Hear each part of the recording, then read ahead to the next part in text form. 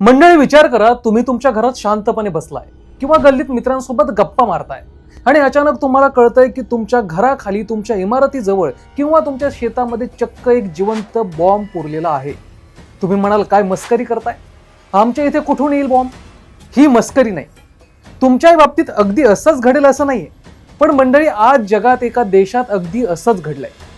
युद्धाला 80 वर्ष उलटून गेली, पिढ्या बदलल्या, पण वर्ल्ड वॉर 2 मध्ये टाकलेले बॉम्ब आजही तिथल्या माणसांच्या थेट पायाखाली जिवंत सापडतायत. नदीचं पाणी सुकलं आणि चक्क 700 किलोचा महाकाय बॉम्ब आणि युद्ध नौका बाहेर आल्या. नेमकं काय आहे हे प्रकरण? चला समजून घेऊया. तर मंडळी, ही हादरवून टाकणारी घटना घडली आहे युरोपमधील स्लोवाकिया या देशात. सध्या संपूर्ण युरोपमध्ये भीषण उन्हाळा सुरू आहे. नद्यांचं पाणी आटलंय. स्लोवाकियातील डेन्यूब नदीचं पाणी जेव्हा रेकॉर्ड पातळीवर खाली गेलं, तेव्हा एका स्थानिक मुलाला नदीच्या पात्रात एक प्रचंड मोठी गंज चढलेली लोखंडी वस्तू दिसली. त्याने लगेच पोलिसांना फोन केला.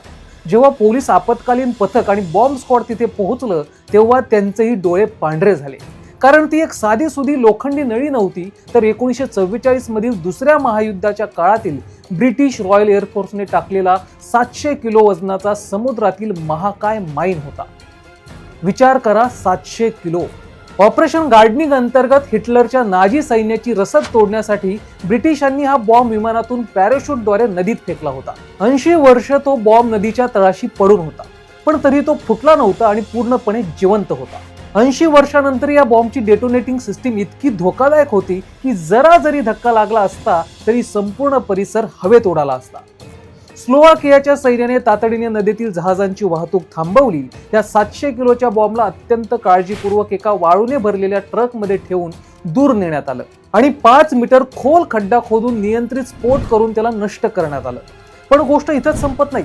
सर्बियामध्ये याच डेन्यूब नदीचं पाणी सुकल्यावर 1944 मध्ये हिटलरच्या नाझी सैन्याने स्वतःच बुडवलेल्या 80 वर्ष जुन्या युद्धनौका बाहेर आल्या. त्यातली तोफ, गंजलेलं लोखंड आणि मुख्य म्हणजे त्यात ठासून भरलेला दारूगोळा अजूनही तसाच आहे. पाणी अजून कमी झालं तर हे दारूगोळे स्वतःहून फुटण्याचा मोठा धोका निर्माण झालाय. म्हणजे बघा मंडळी, माणूस युद्ध करतो, जिंकतो किंवा हरतो आणि पुढे निघून जातो. पण युद्धाच्या नादात पर्यावरणात पेरून ठेवलेली ही विषारी फळं कित्येक पिढ्यानंतरही माणसाच्या जीवावर उठतात. आज युरोपमध्ये उन्हामुळे नद्या सुकल्या तर 80 वर्षापूर्वीच्या या भयानक जखमा पुन्हा उघड्या पडल्या. विचार करा, आजच्या आधुनिक काळात अण्वस्त्र आणि क्षेपणास्त्रांचं युद्ध झालं तर येणाऱ्या शेकडो पिढ्यांना त्याची काय किंमत मोजावी लागेल. मंडळी, इतिहासातील हादरवून टाकणाऱ्या घटनेबद्दल आणि युद्धाच्या भयंकर परिणामाबद्दल तुमचं काय मत आहे? कमेंट्स बॉक्समध्ये नक्की सांगा आणि अशा जबरी अपडेट्ससाठी सबस्क्राईब करा जबरी खबरी.